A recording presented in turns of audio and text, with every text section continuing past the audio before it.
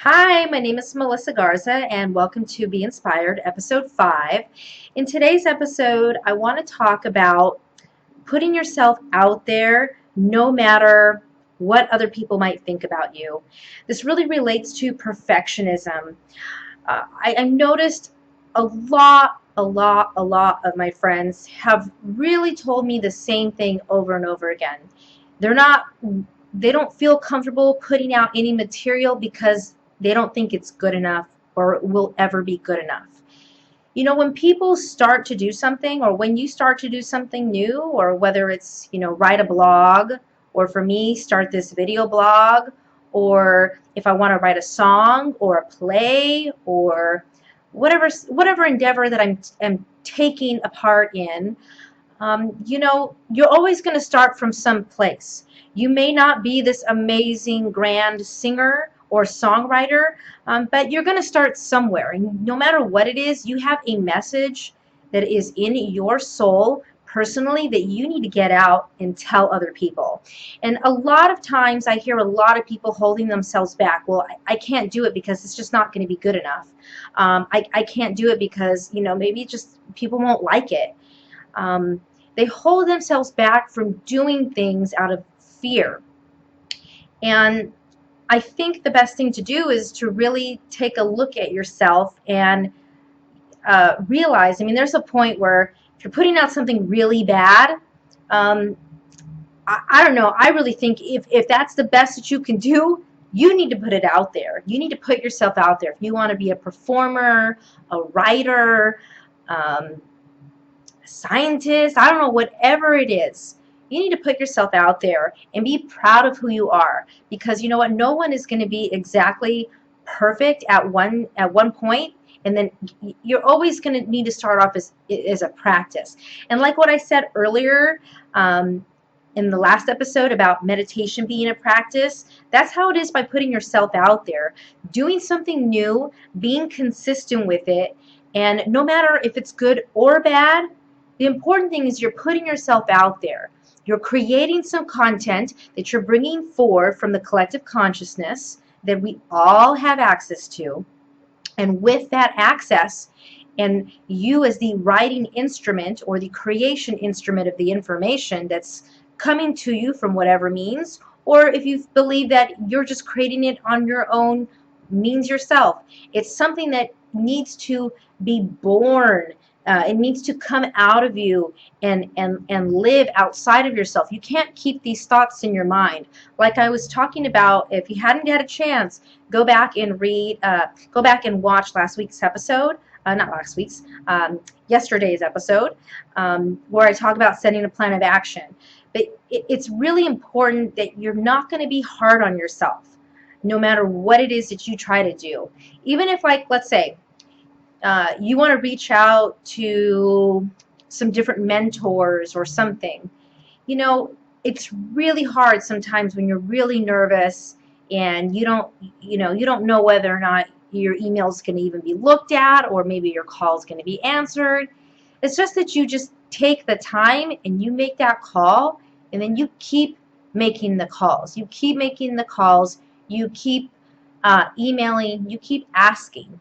You know, let me, this goes beyond just putting yourself out there no matter what it is. This is about, like, knowing when you ask for something, um, most of the time or some of the time it's going to be a yes or a no. So you have a 50% chance of it being a yes.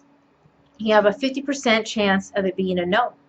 If you don't ask, that's a 100% chance of a no. I was in a conversation today with a friend of mine where this discussion came up about, um, the stuff maybe not being good enough. It's not good enough to put out there into the public's eyes or the public's view. And I was talking to somebody who desired to be a writer. And she told me a really awesome thing. And she said that me having written my book, and she being one of my beta readers, it just really inspired her that I just did it. And I had to break it down for her a little bit more. Like, you need to start small, baby steps towards a goal. Set a plan of action of what you want to do. Start with the books outline first. I hear some people say don't start with an outline, but for me, it helps to get just focused rather than all this information up in my head all scrambled around. So it helps me to get focused and organized and figure out how I'm going to lay something out and make it easier to do. But then I told her when writing my book, it was hard for me because I wanted to write something for a long time and I didn't do it. And it was fear that was holding me back. It was just not wanting to sit down and take the time to write, because writing for me sometimes can be really, it just can be like a time like overload. But I had to start changing my perspective about writing. Had to force myself to say, you know what, I enjoy writing, even though you know how I feel. I made myself practice. I set myself a timer, 30 minutes a day. Okay, I'm going to sit here and do this for 30 minutes. And write whatever comes out. If nothing's going to come out, I'm still going to sit in front of a blank screen or a blank notebook for 30 minutes and set a specific time aside to do it. I think what was harder for me was also asking people if they want to be beta readers. And I kind of sat on this for a while. I have to be honest. When writing A Shark's Guide to Setting Boundaries, which I cannot wait to get out to all of you out there, because I think it is so crucial for everybody to learn one of the best words ever, and that's no. Like, you're not the boss of me. No. You are working for one person only. You work for God. So whatever you do, everything is going to be happening for its highest potential. Whether you believe that or not, you really work to bring all of consciousness together and to everybody to help support each other.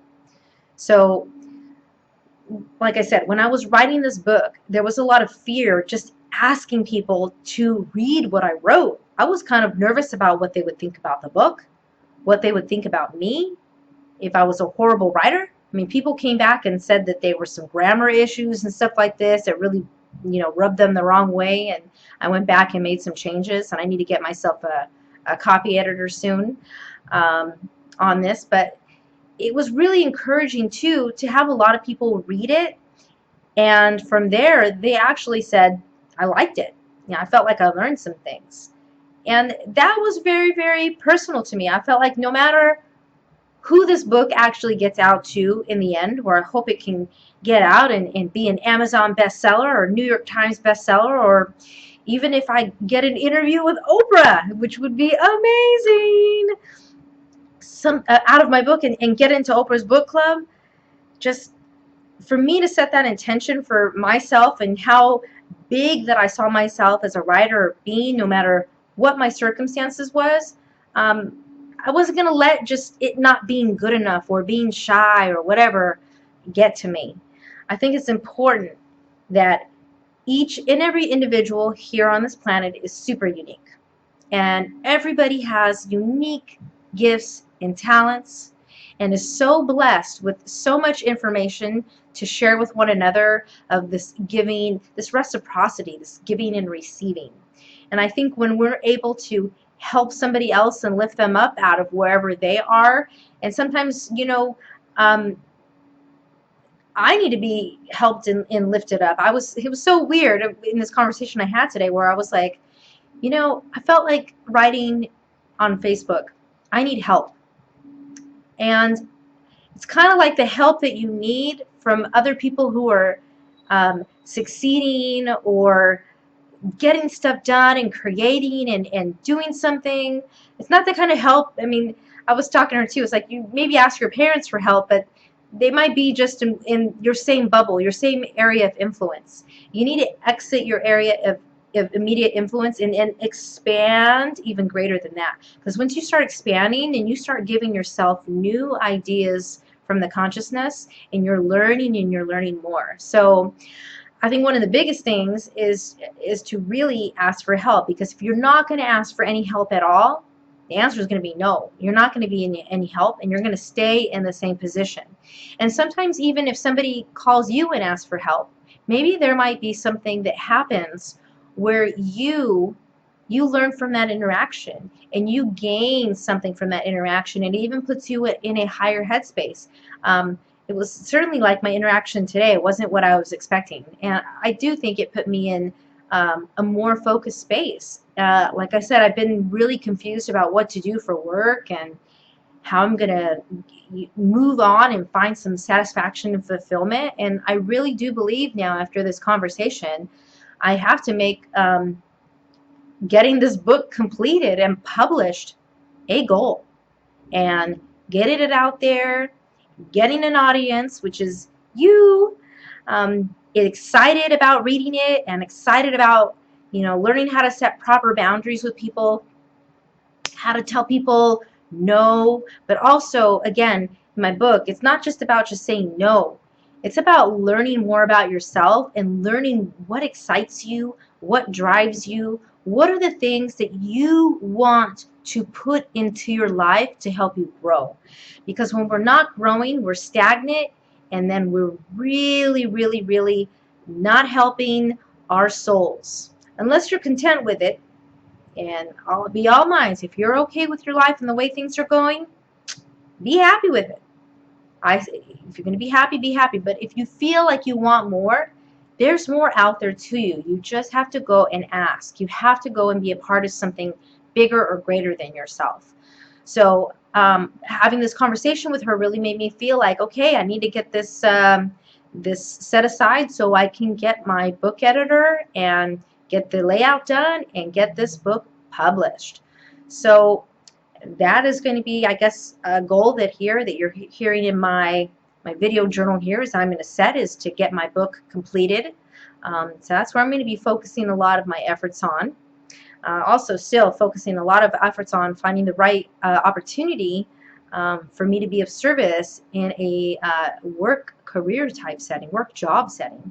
I've definitely been looking for more producer roles, associate producer roles, and production manager roles. So I'm going to see what comes to me in or in around my vicinity, and see what unfolds from there. That's what really I need to do. And even though that area of my life for some reason is very stressful for me, and like I've talked about before, it's been hard to find a lot of inspiration and really acceptance there, where I want to be truly accepted for just who I am. And I think when it comes to a work setting, it's like, what kind of value can you provide? And I really do believe that everybody provides value to somebody, and not just somebody. Everybody provides value to everybody. So it's kind of interesting.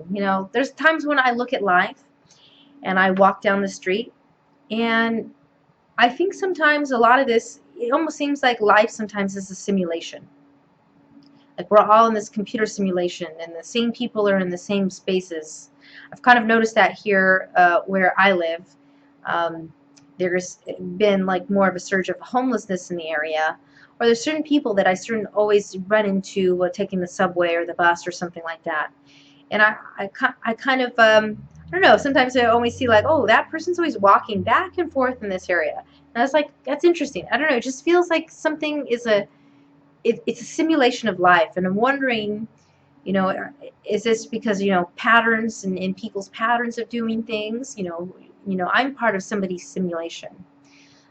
It's kind of more the greater expanse of thought that, I don't know what it means to you, but I don't know, for me, it kind of makes me think, we're all part of this system. How do we all fit in?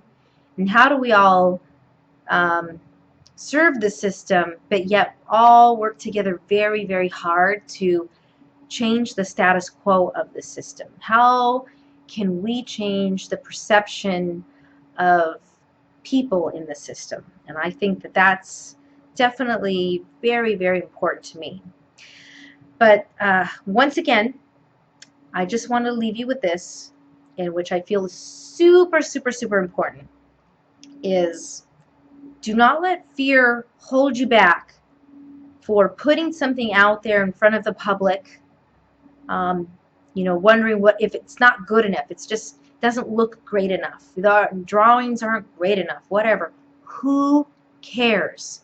If you're happy about it and it brings you enjoyment, keep doing it, because you're only going to get better, or you're only going to get yourself, you're only going to become something greater than you already are. And like I said, just do not hold yourself back. I've meet too many people trying to be perfectionists. There's definitely an art of perfection, but then I also like if something just is making it done and it's doing it right. Do the right thing. Do the right thing. Put yourself out there. I think that's the right thing. So thank you so much, and for episode 5 of Be Inspired. And this is Melissa Garza signing out. Bye-bye.